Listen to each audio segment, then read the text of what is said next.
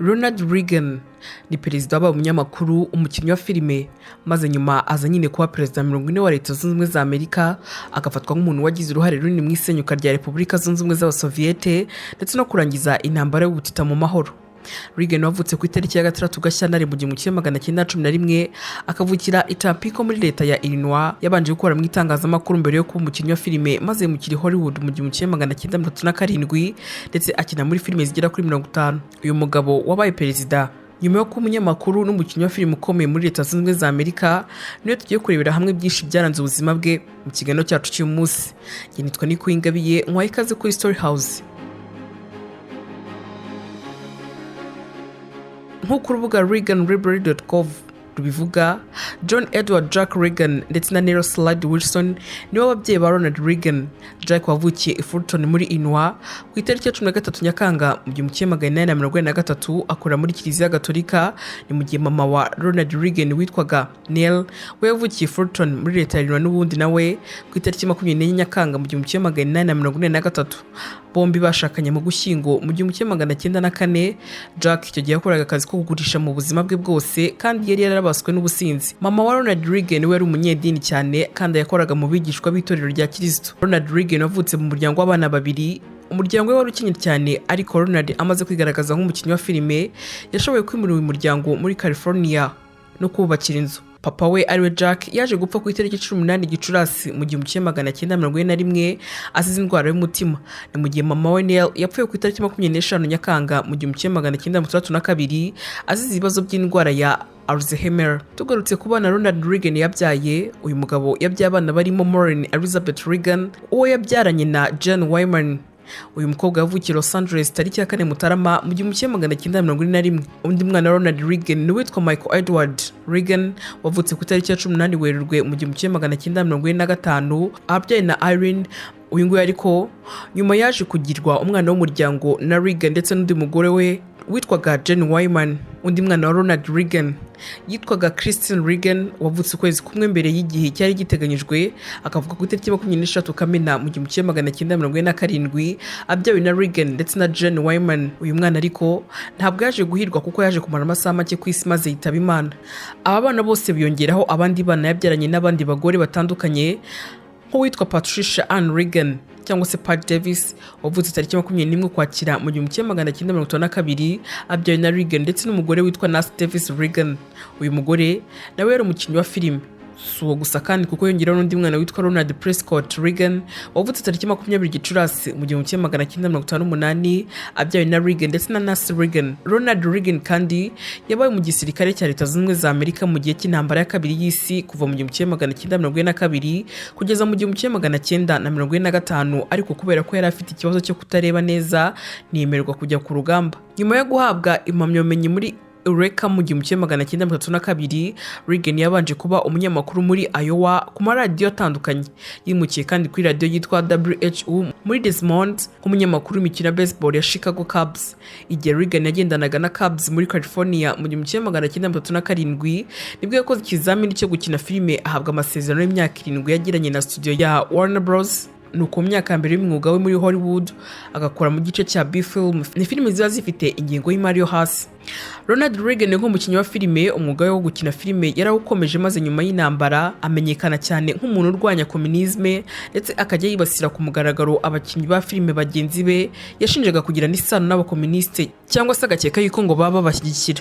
Ronald Reagan kandi yakinnye muri filime nyinshi zaba izirangira ndetse n'izirukurikirane kuva mu 1937 kugeza mu 1965. Filime yakinnye harimo nk'itwa Love is on the Air yo mu 1937, hariyo yakinnye kandi nayo yitwa Sergeant Murphy ndetse na Cowboy from Brooklyn zo mu 1938, The Bandman yo mu 1941, Shadow of a Hero yo mu 1932, ndetse na Deaf Verdes A City is Born yo mu 1965.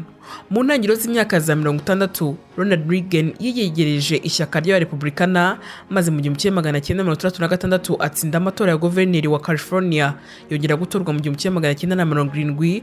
Mu 1980 nibwo yatorewe kuba perezida maze ayobora manda ebyiri imyaka ine. Ronald Reagan kandi azwiho kuba yaragiye asimukana none impfu nyinshi cyane kandi zabaga zikomeye ku buryo byari gushoboka ko hata ubuzima.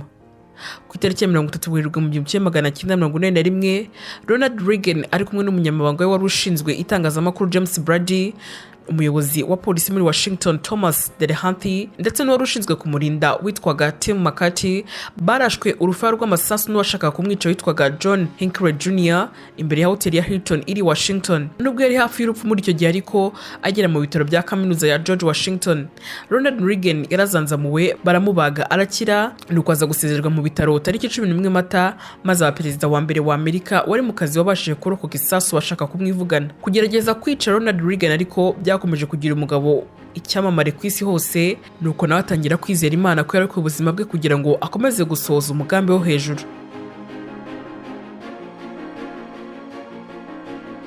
Ronald Reagan yayoboye Leta Zunze Ubumwe za Amerika mu gihe ubukungu bw'isi bwari burimo burazamuka cyane mu myaka ya 80 ndetse no mu gihe cy'intangiriro y'isenyuka rya Repubulika Zunze Ubumwe z'Abasoviet. Mu mwaka wa nyuma ku buyobozi, Ronald Reagan yakoreye uruzinduko i Moscow ajyana ibiganiro na Mikhail Gorbachev, uyu wabaye perezida wa nyuma wa Leta Zunze Ubumwe z'Abasoviet. Abazi neza ibyabaye icyo gihe bavuga ko amagambo uyu mugabo yakoreshaga arwanya Abasoviete ndetse n'amafaranga yongeraga ku gisirikare ari kimwe mu bintu by'ingenzi byatumye intambara y'ubutita irangira.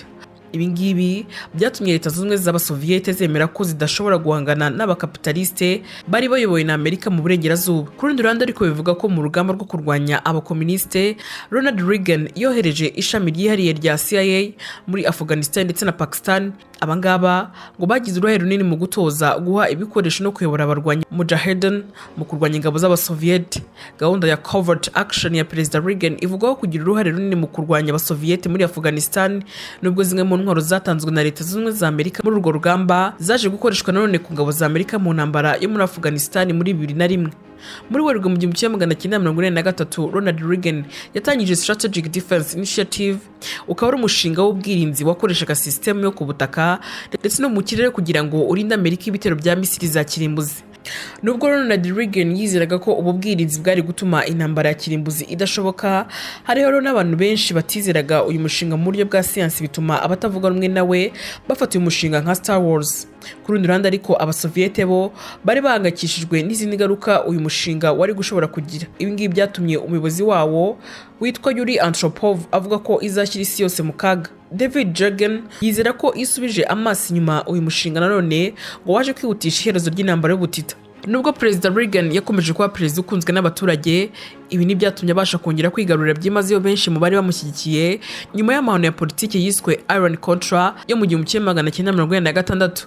Icyo gihe haje kumenyekana ko abayobozi bakuru mu nzego z'ubutegetsi bohereje rwisha kugurisha intwaro guverinoma ya Khomeini yo muri Repubulika ya Kisilamu ya Irani, kandi icyo gihe yari yarafatiwe ibihano byo kutagurishwaho intwaro. Nubwo byemeze gutyo ariko ku rundi ruhande Ronald Reagan ngo yari yemeye gusubukura kugurisha intwaro Irani kugira ngo nayo ifungure imbohe z'abanyaburayi zari zarafashwe n'udutsiko tw'iterabwoba utu twari dushyigikiwe na Iran ndetse na Liban. Nubwo kandi yatemejwe ko Reagan yagize uruhare muri ibi bikorwa mu buryo butaziguye, yaje kunenga kuba ataramenye ibyo abari munsi y'abakoraga byangiza izina rye. Mu 1989 Ronald Reagan yavuye ku butegetsi maze asimburwa na George Bush Senior, uyu wari vice perezida we. Mu 1994 Reagan yaje guhishura ko arwaye indwara yangiza imikorere y'ubwonko izwi nka Alzheimer. Iyi ngiyi n'ubundi yahitanye mama we, ari nayo yaje nayo kumuhitana ku itariki ya 5 Kamena mu 2004. Kuva Ronald Reagan yava ku butegetsi mu 1989 hagiye haba ibiganiro bitandukanye mu banyeshuri, abanyamateka no muri rubanda rusanzwe ku murage we. Abamushyigikiye berekanye ko ubukungu bwifashe neza kandi butera imbere bitewe na politiki y'ubukungu ya Reagan, itsinzi ya politiki y'ububanyi n'amahanga harimo no guhagarika mu mahoro intambara y'ubutita ndetse no kugarura ishema ry'imyitwarire y'Abanyamerika.